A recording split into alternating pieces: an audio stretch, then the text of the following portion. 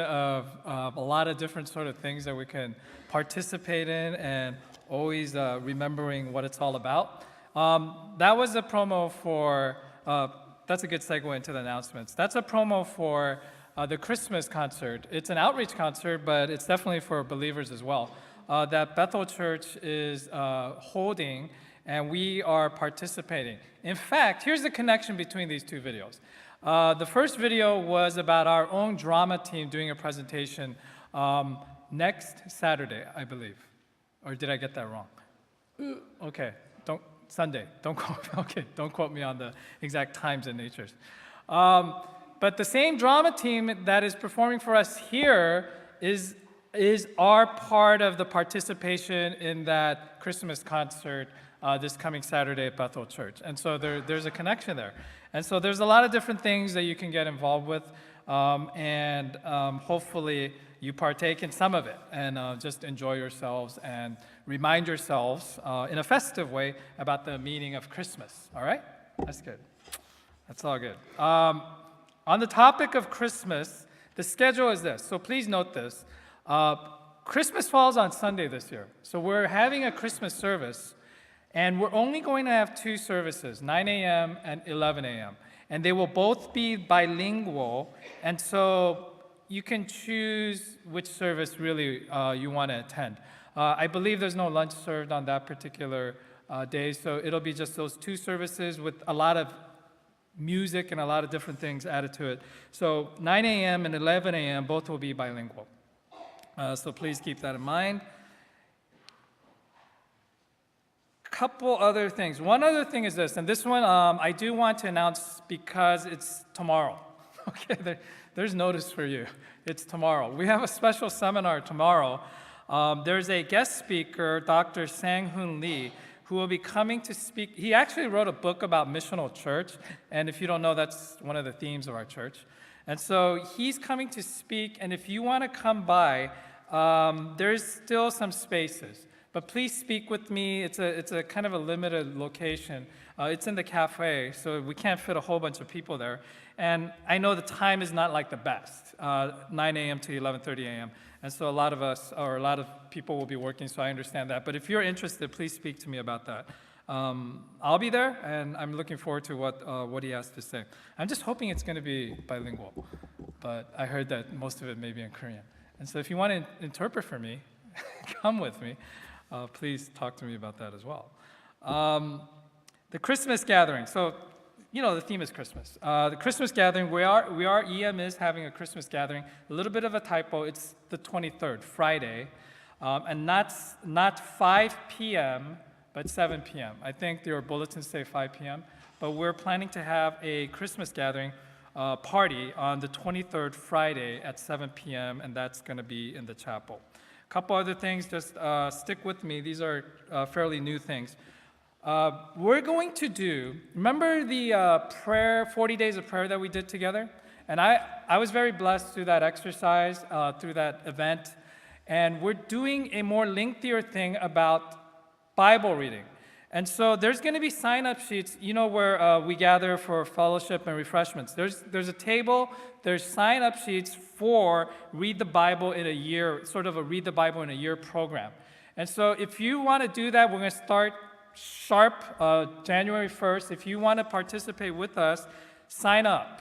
And then we'll contact you and tell you exactly the logistics of this Read the Bible in a Year program. So keep that in mind after the service. Here's a good one. And this is a very good announcement in this sense. It's a really good, practical manifestation or application of our belief and faith. Please be courteous when you drive in and drive out. The interesting thing is, I actually read the letter. There was a woman who complained about how rude we were. She's part of the community, I guess, around here. And she says, I'm trying to make this, I think it's some sort of a churn, and nobody would allow her in of all of our church people. And they're just on their way. I know we're all in a hurry, and I know, we could say, oh, the next person's going to let that person in. But I thought, wow, this was a really bad witness. This is an opportunity to show what our church does for the community, and what it does is we don't let you in when we're busy. And so be courteous and be cognizant of the people around us. And I know road rage is a real phenomenon. I have indulged in it myself. And driving is something we do practically every day. And because people are encased in this metallic aluminum vehicle, we don't always personalize that vehicle, but there's a person behind that wheel, hopefully. We're going to get into what driverless vehicles soon. But for now, there's persons in that vehicle. Personalize it and say, this is a person. The way I drive actually can be a form of witness. And if you get really good at driving well, then you can put that little fish on the back of your car. Don't do it before, because you're going to be a horrible witness. You're a crazy driver. You have that fish thing. People see it and they think that's what Christians do. So once you've mastered this driving, I'll buy you one. You tell me, Pastor Rijin, I think I've mastered this driving. Get me one of those. And then you can be an evangelist while you're driving. So let's start now by driving courteously as we enter and exit. I think it particularly happened at the 100 highway entrance and exit, so maybe that's where we should be particularly careful about, wherever traffic seems to jam up.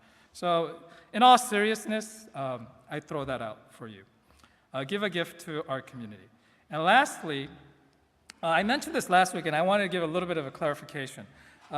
There is a married couples group, but it is not an SRB. I realize that I have to be careful with my terminology because people could get a misunderstanding. There is a married couples group that we're starting, but it's for a limited time. SRBs are kind of unlimited in time, and they're more long-term community things. This is a very focused time of married couples getting together and through different resources, learning about and hopefully improving our marriages. And so I just wanted to clarify that. But again, if you're interested in that and/or the baptism, please speak with me as soon as possible. All right, a lot of announcements. I don't think you've ever seen so many, I didn't even go through probably half of them. I've never seen so many announcements in our program. And so that could be a good thing or a bad thing. That could be that we're vibrant, we're doing a lot of things, there's a lot of opportunities to get involved, or we're just filling our time with activity. Hopefully it's much, much more than that. All right, so we're gonna get into the passage today, and here's my dilemma.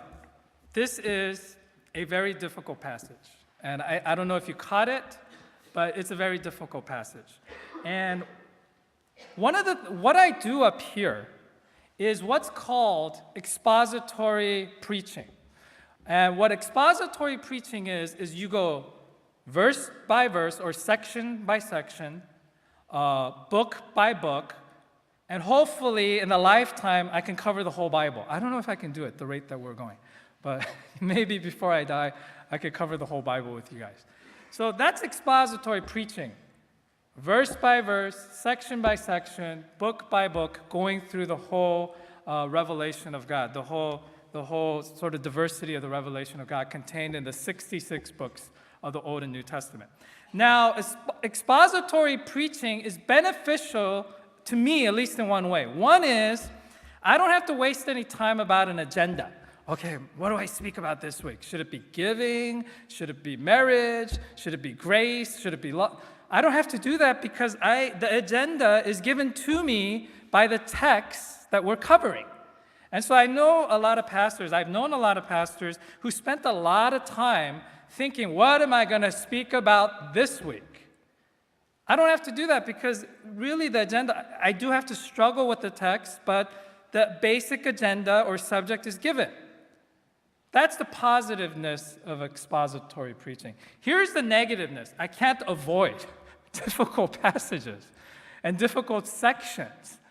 If I didn't do expository preaching, maybe I never have to preach on hell. Maybe I don't ever have to teach or preach on those difficult things that I find in the Bible. I could just kind of avoid it. Well, I can't do that because I'm doing expository messages. And so here is a difficult passage. And I want to introduce it and kind of show you the difficulty here and introduce it with 3 C's. And you have it in your outline, close, commentary, and condemnation. What do I mean by close? This section, if you, again, as you read it or had it read to us, as we had it read to us, and as you read it, you'll notice that it's a little bit different from where we've been most of the time. Because what's happening, well, first of all, it's the close, what it's showing is the close of Jesus' public ministry. This is the transition, the full transition to the cross, to the passion narrative. And you may say it's a little early, but really, you're going to see a lot of red letters going forward because it's a lot of dialogue from Jesus with his disciples, because his public ministry with this section is closed. The next time the general public will see Jesus Christ is at his trial and eventual crucifixion. This is the close of Jesus' openness or engagement with the larger people. He's going to focus now on the disciples after this point. And so this is the close of Jesus' public ministry, kind of a last sort of appeal to the people. You see that especially at the end of this section. It's kind of like this summary of what Jesus has said. It'll sound very familiar because he's said a lot of these things over and over. So it seems like a summary. So it's a close of Jesus' public ministry.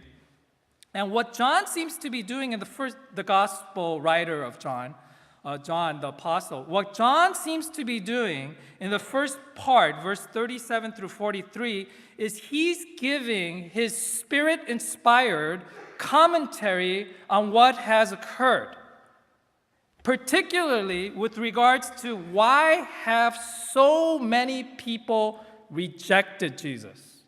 The vast majority have rejected Jesus. Why is that the case? So it's like John's constructed commentary. He takes a pause. The narrative has sort of ended in terms of the public ministry, and now he's going to comment on what has occurred.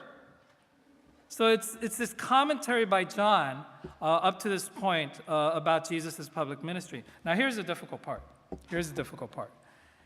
Basically, as you read John's commentary and explanation, there's a strong word of condemnation. You can't avoid it. There's a strong word of condemnation. Let me read it to you, and we read it, but let me highlight a couple things.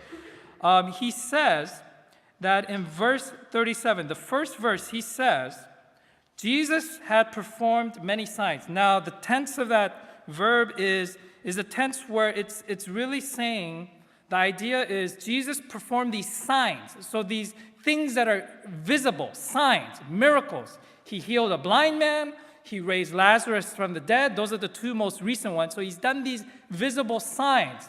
And again, the tense seems to indicate that they're just kind of lingering in the air because people are talking about him. He performed these, and the effects of these signs are just lingering. They're the news. They're the headline news.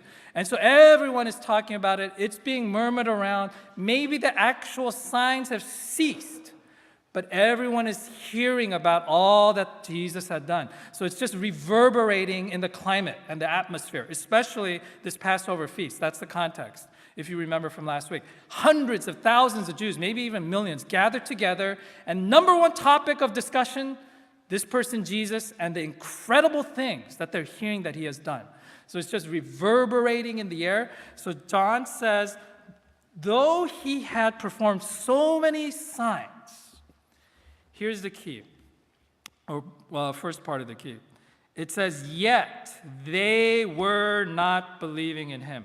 Again, the grammar construction of that verb is they were stubborn. They were repeatedly refusing to accept these obvious things that he's done. Again, it's in the air. Everyone's talking about it. A lot of them experienced it. But it says, John says, they were not believing in him. That's bad. That's this sort of stubborn refusal to take seriously what has happened. And it's before them. He says, this is before them continually. And they're repeatedly, stubbornly refusing to accept these signs. But here's the real strong part. It gets worse. 37 says, that's what 37 says, they were not believing. 39 says, for this reason they could not believe. First part is they would not believe. That's 37. 39, as John's commentary is going about an explanation of what he's seen, he says in verse 39, they could not believe. And then he quoted before and he quotes after some verses in Isaiah.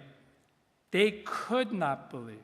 It says literally, verse 42, verse 40, he has blinded, who God? God has blinded their eyes and he has hardened their hearts so they would not see with their eyes and perceive with their heart and be converted and I heal them. That's really difficult. John doesn't, he doesn't hold anything back. That's really difficult. That's a really difficult idea. It's not that they just would not believe. Fundamentally, John is saying the reason why they would not believe is they could not believe. What are we supposed to do with this? What are we supposed to do with this? Well, here's the outline for the rest of this message to try. There's an element of mystery that I'm not going to resolve. Nobody has resolved in 2,000 years of Christian history. There's going to be an element of mystery here, and that's going to be one of the points, actually. And so I'm not going to give you a solution per se, but I want to give us ideas and concepts and frameworks to think about this basic question, this basic dilemma, this basic issue. And that's where we're headed for the rest of today. We're going to talk about personal salvation, God's character, and our response in UC. I tried, again, to make it memorable by using C's, G's, and R's. They don't form a word, at least they're repetitive. What do I mean by, to the first point, what do I mean by personal salvation?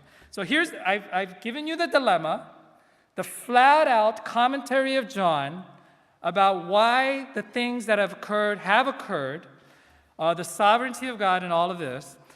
And so first way I want to look at this is personal salvation, because when we read a verse like this, I don't know about you, but I can somewhat haphazard a guess that this would be one of the most common reactions. When we encounter a dilemma like this, they did not believe because they could not believe by the sovereign will of God. When we face this dilemma, I think the first way that we react to it, or the first context in which we react to it is, what does that mean for my salvation? We personalize it. And we say, what does this mean for me and my salvation and my future? Now, that's totally okay, and we'll see that's okay. But let me say this. That probably isn't the perspective that's being taken here. So even though we ask that question, and reading something like this, we may even get shaken and saying, oh, man, now I'm doubting. Now I'm unsure. Now I'm on fragile ground. But do you realize, I want to point out two things. One, if we think very historically, and I know all the information isn't in here, but firstly, even though that's usually our initial sort of reaction to this, firstly this is a corporate perspective. It's a corporate context. It's clear when we look at the passages in Isaiah, even as how John is using it, he's talking even more specifically about the rejection by the Jewish nation as a whole. Some did receive Jesus Christ. Some did follow, maybe a couple hundred to 1,000. We see that kind of develop in Acts. But as a whole, the nation of millions basically rejected Jesus Christ. And so what John is talking about, and really the terms that he's using and the categories he's using, is corporate. The Jewish nation as a whole has rejected Jesus Christ because God has hardened their hearts. Judicially, He has hardened their hearts, so they cannot believe. And so one thing, it doesn't fully resolve the tension. Because regardless of how much corporateness you speak about an issue, there's still individuals involved in that corporateness. But take that perspective first of all. He's talking corporately and specifically about why the Jewish nation has rejected its Messiah. I think a lesson there about corporateness, because Asians as a culture are more sensitive to corporateness, our identity being found in a people group. But in American Western culture, it's kind of the other extreme, radical individualism. And so I do want to say a word about corporateness because I've been learning about this as well. Corporateness, I think one of the lessons of corporateness, seeing ourselves not as these radically standalone individuals, but as part of a larger group, church group, well, before that, family group, church group, ethnicity. Before we just radically individualize ourselves, there's this lesson about connectedness, and it's one of the major themes that I'm learning in my life as in these these years of my life. Isn't it interesting? And this is a very common illustration that you've heard of that one of those illustrations about synergy. Synergy is when, like, you get two horses. If you took one horse by itself, let's say it could pull, I'm just going to throw out, don't quote me on the number parts, but just get the idea. Let's say it could pull 50 pounds per foot. I don't even know if that's correct. Wrong. Okay. So a horse can do some odd, 50 whatever. And if you take two horses together, you would think, well, you have two horses, so they should be able to pull what? 100. But this is the truth. When you get two horses together to pull, they actually go above the 100, maybe 110, 120. That's synergy. That somehow, in connectedness with another person, individual, species, that there is an extra bonus that you get that you don't get from individual effort. There is an idea about connectedness that's very practical. Here's one that's very not practical, but I like to use it anyways, and it's very speculative. But I remember one of the most interesting things that I learned in a seminary class was there's a lot of Christians out there. Actually, this might be a dominant belief among some brands of Christianity. The question is, how does one get a soul? Is it that when a baby is born, God infuses every single baby that's born with a soul? How does one get a soul? And one of my professors said, I think that how you get a soul is that you give that soul as a parent to your child. You don't just give the physical body, you give them their soul. Whether that's true or not, highly speculative, how are we going to know? And it's really predicated upon your assumptions about what is the nature of humanity. But let's leave that alone. Whether that's true or not, I love telling that to my children. I didn't just give birth to your physical body, I gave you your soul. The obligation they should feel when they hear something like that? I gave you my very soul. Anyways, could that be where connectedness goes to even that sort of extreme? We don't even have to go to that extreme. The idea is the Bible's view of humanity is again, it's balanced. There is an individual aspect to the Bible and how it views people, of course. God calls out Moses. God calls out individuals, Joshua. God calls out Elijah, Elisha. And so God does use individuals, David. But a lot of times, we may lose sight of how we were made to be connected, how we can't fully realize ourselves unless we are connected. You see it in marriage, two shall become one flesh. You see it in the church, the body, the hand. The church is the body, a hand, a foot, an eye. So I think a key lesson about this corporateness, and I know it's a little bit of a tangent, is that don't realize that we're meant to be in connection. Maybe we're not all meant to be married. I think sometimes I'm insensitive to the single people in our congregation, and they may be single the rest of their life, maybe even by calling. So this is not a knock that somehow you're missing out on some vital part of God's purpose for your life. I'm just saying, God meant us, even as singles, we're meant to be connected. And so we have to fight against this radical individualism. So there's this first point is this. So to understand this issue, one is think corporately. John is talking corporately about the nation of Israel and how their rejection has opened the doors for all the other people in the world, the Gentiles, all the non-Jews. So think about that. But think also about this. Here's the other C. Corporate, yes, but confidence. Here's the irony of this passage to me. Because really, when we look at it carefully, and I'll do this in a second, it actually builds confidence in the people of God of their salvation. Now, how do you do that? What sort of trick are you going to do here? No, it's not a trick. Listen carefully to some of this historicalness of this. I mentioned way back when we talked about and kind of introduced the Gospel of John. You can read it in chapter 21. Chapter 20, end of chapter 20, I believe. John says, I write this gospel so that you may believe. It's an evangelistic gospel. Now, it's a very safe bet to say that if not the majority, at least some of the targeted audience for this gospel were Jews. Jews who the vast majority, John has said, has rejected the Messiah. So he's writing to Jews, maybe to some Gentiles, but I read a lot of different authors, and they say he's writing to at least some, if not completely, his audience is Jewish.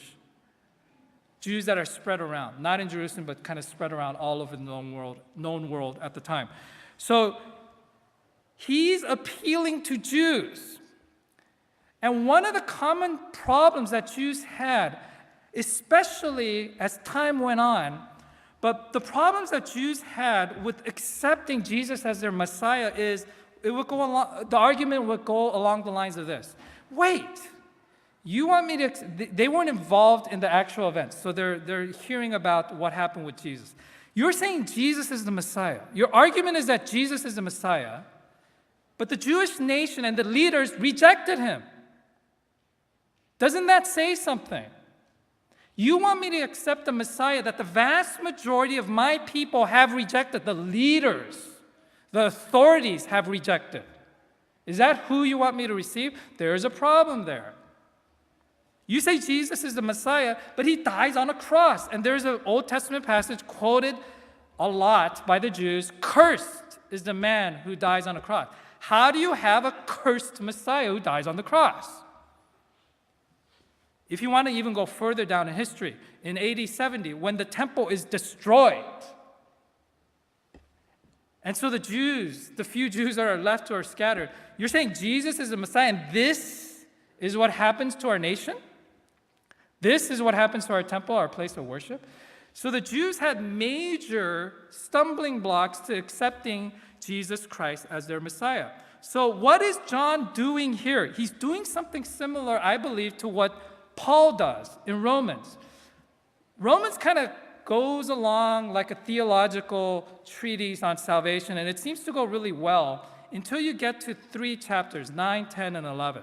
Right at the center of Romans, Paul throws these 3 chapters in there, and he goes off on this major tangent for 3 chapters, and he's talking about Israel's rejection, just like John is doing here.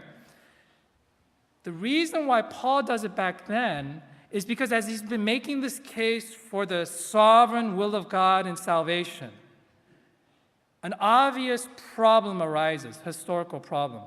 If God is so faithful to his promises, if God is so powerful to keep his promises, why did his first people reject him as a whole?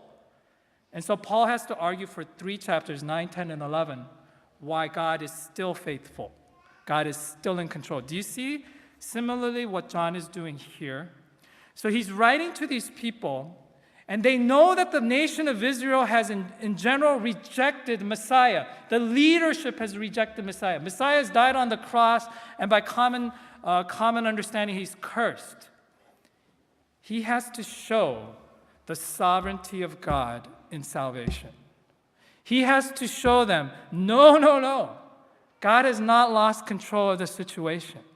This is all according. They could not believe because they would not believe because they could not believe because this was the sovereign will of God. Now, there's still difficulty there, but do you realize what he's doing? To the people of God, what he's using this for is to assure them that God's character does not change. To Paul, it was about faithfulness. To John here, it is about his sovereignty. He's in control. It is not because somehow God lost control of the situation, and so Jesus ends up on the cross. And the people of God, the original people of God, end up rejecting Jesus Christ. So it's kind of ironic. He kind of turns it around, and he's really using it to instill confidence in the Jewish people, to say that God is in control.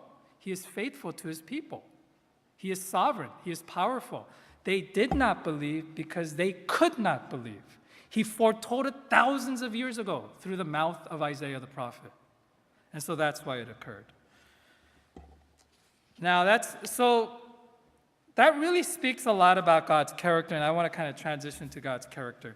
And there's two things that are highlighted by the character of God in this passage. One is glory. It says in verse 41, and it just kind of comes out of nowhere. I don't know if you felt like it just kind of came out of nowhere, but these things, again, John is talking, these things Isaiah said because he saw his glory, Jesus' glory, and he spoke of him. Now, there's a whole question about, it's probably a reference to Isaiah 6, where Isaiah goes to the temple, and there's that famous sort of, Isaiah sees the glory of God in the temple, holy, holy, holy. The whole earth is full of its glory, and the cherubim are surrounding the temple. And we have, you guys know what I'm talking about, right? Okay, all right. You guys are a very quiet crowd today. But what does he mean by Isaiah saw Jesus' glory? We won't get into that, because really the thing that I want to stress, and I think the important part, is in this seeming dilemma, even troubling sort of exposition that they did not believe because they could not believe because God is sovereign. Really, one of the characters of God that's being highlighted is his glory. What do I mean by that?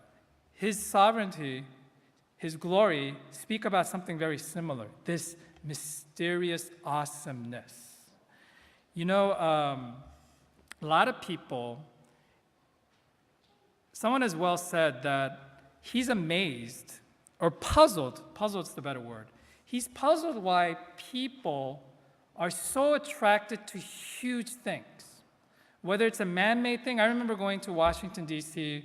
in one of the first times I went there and looking up. You know, someone told me, like, is it the Washington Monument? That's the Egyptian obelisk? Which one is that? That's the Washington Monument, right? So someone said, you know, get your back right up against it and look straight up. And you get a sense of the immensity of this thing, at least the height of it.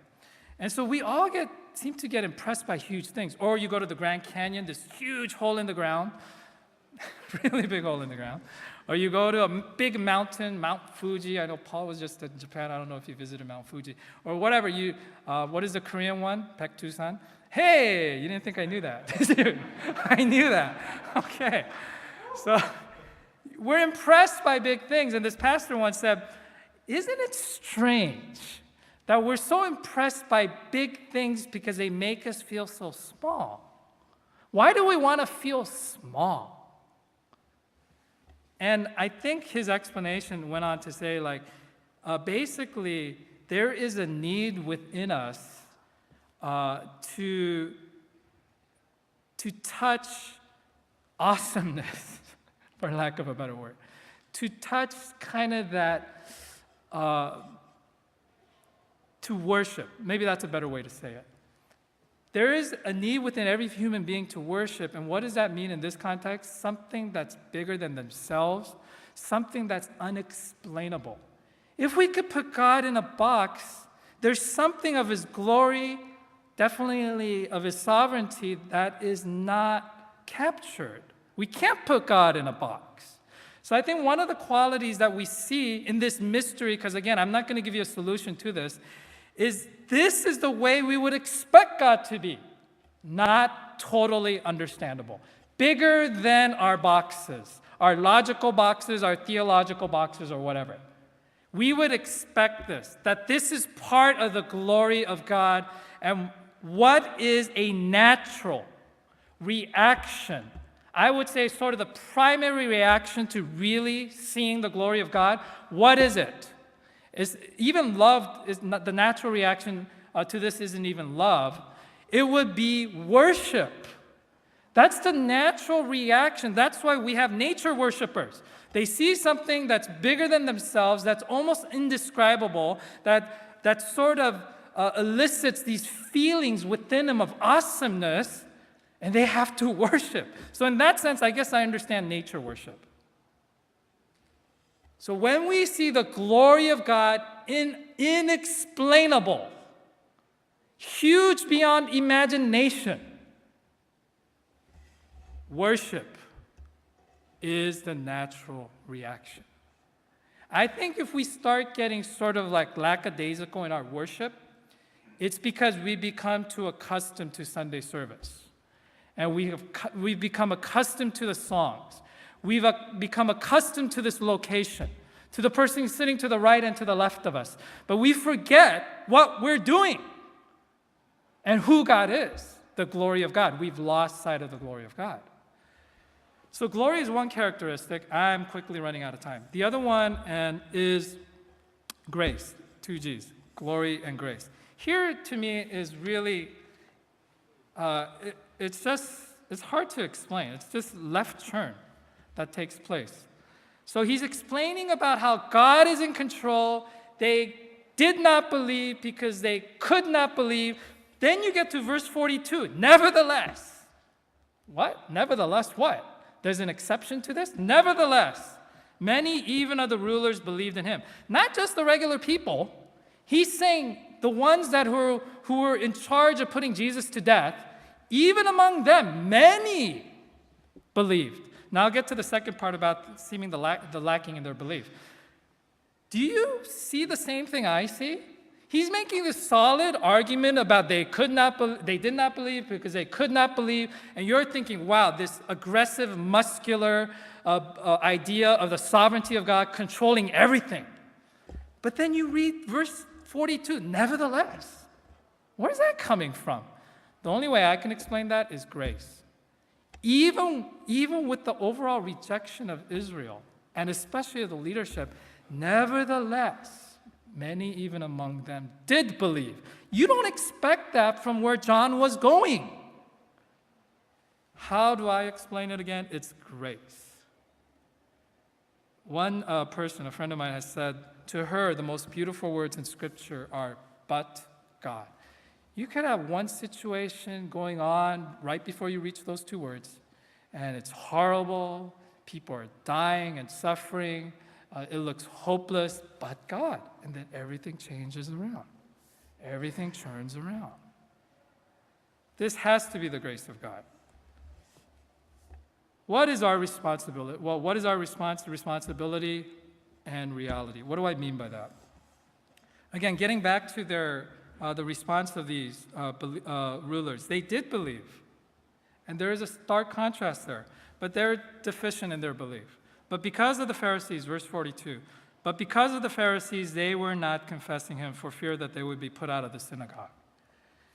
They didn't fulfill their responsibility of faith. They did believe, by God's grace, they did believe, but there was a failing in their faith. That's all I want to say. And the larger lesson there is never does the sovereignty of God ever excuse yours and my responsibility. It is never an excuse for disobedience. Just because God is in control. He knew I would sin, so why don't I go ahead and sin? That is totally, even in Romans, Paul says that's basically blasphemy. Even if it makes some sort of warped logical sense, it is not biblically true. There is responsibility. And I'll tie in the last part to responsibility by saying this. The key responsibility and the first step of responsibility is to see reality. I'm not going to go over the whole of verse 44 through 50, but the basic point Jesus is making is this. The question is, why is Jesus so important? Why is our response to Jesus so important? Why such harsh consequences for rejecting Jesus? Here's the basic answer that's given in verse 44 through 50. Jesus is the ultimate reality. He reveals God. Let's go a little bit more basic. He reveals truth. This is what life is all about. You see it in the life of Jesus Christ. He is the Word made flesh. He discloses fully. I don't care what the world says. I don't care what about our feelings and strong desires say. He discloses what's reality. I told you several weeks ago that I think one of the ways that the devil tries to destroy us is speaking lies, saying, no, this is reality. What's real is your feeling, your desire, your cravings. That's what's real.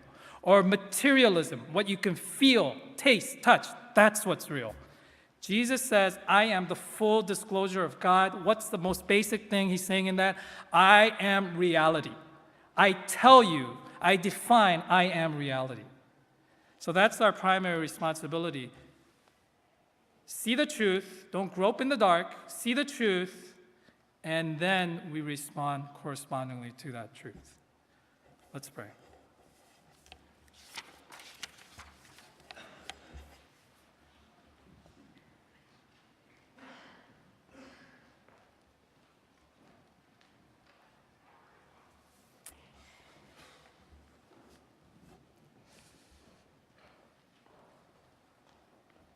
God, we thank you for this time.